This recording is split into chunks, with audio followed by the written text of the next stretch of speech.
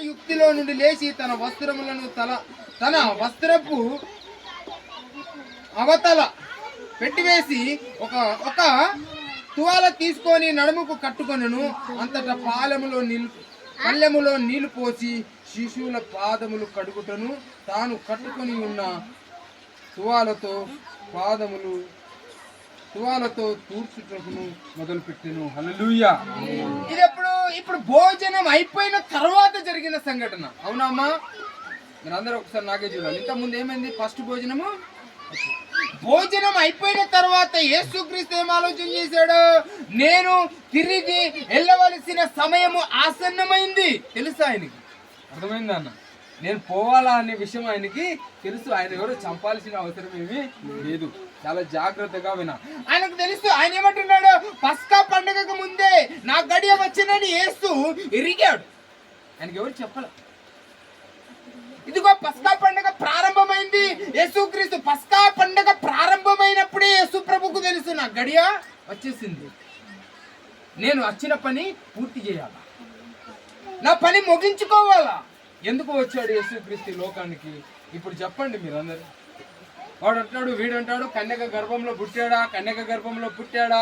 కన్యక గర్భంలోనే పుట్టాడా.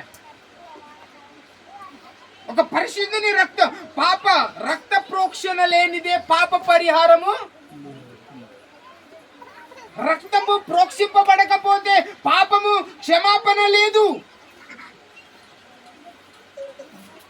ఈయనేమన్నాడు?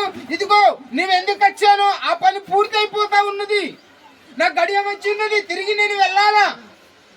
ఒక అద్భుతమైన మెసేజ్ చేశాడు. ఏం చేశాడు మీ అందరికి ఒకసారి క్లారిటీగా చెప్పనా? ఏం చేశాడు ఆయన? 12 మందిని కూర్చోబెట్టి మరి పాదాలన్నీ కడిగి. హల్లెలూయా. ఎంతమందిని కూర్చోబెట్టాడు? 12 మందిలో ఎవడున్నాడు? ఒక దొంగ కూడా. ఈ దొంగ నన్ను పట్టిస్తున్నాడని యేసుక్రీస్తుకు తెలుసు. తెలిసిన ఆయన ఏం చేశాడు? ఆయన పాదాలను కూడా. ఇప్పుడు చెప్పండి, యేసు ప్రభుకి సహనం ఉన్నదా? కోపం ఉన్నదా? ఎంత సహన గుణము, ఎంత ప్రేమ గుణము, ఎంత ఆశీర్వాదకరమైన జ్ఞానం అది. పూర్తిగా మనిషి ఆయన. వెళ్ళి ప్రతి విశ్వాసి అందరిని కూర్చోబెట్టి వాళ్ళ పాదాలు కడగడము, మంచిగా తూడవడం. ఈరోజు ఎవరు కడుగుతారమ్మా పాదాలు? ఏ చరిత్రలో మీరు చూశారు పాదాలు కడగడం? ఏ చరిత్ర మిమ్మల్ని ప్రేమించింది? ఏ చరిత్రలో మీరు ధ్యానాన్ని, ఈ దృశ్యాన్ని చూశారు ఎక్కడన్నా? గురువులు విద్యార్థుల పాదాలు కడుగుతారు ఎవరన్నా? విద్యార్థులే గురువుల పాదాలు. కానీ జీసస్ ఎంత నేర్పైన గుణము, ఎంత సహనము కలిగిన గుణము, ఎంత మంచి. ఈరోజు ఇలాంటి ఒక గుణము, జ్ఞానము మనలో లేదు. మనం ఎగిసిపోతున్నాం. అమ్మా మనుషులమమ్మా, నేను చాలాసార్లు చెప్పాను, ఎగిసిపోయినా పగిలిపోయినా చచ్చిపోక తప్పదని. అర్థమైందా? ఎగిసిపోతూ ఉన్నాం. అబ్బో వాళ్ళ పాదాలు నేను పట్టడమా, వాళ్ళ పాదములు నేను మొక్కడమా, నేను స్వారీ అని చెప్పడమా? నా వాల్యూ ఎంత, నీ వాల్యూ ఎంత? యేసయ్య వాల్యూ ఎంత? ఇస్కరియోతు యూదా వాల్యూ ఎంత? చెప్పండి. యేసయ్య వాల్యూ ఎంత?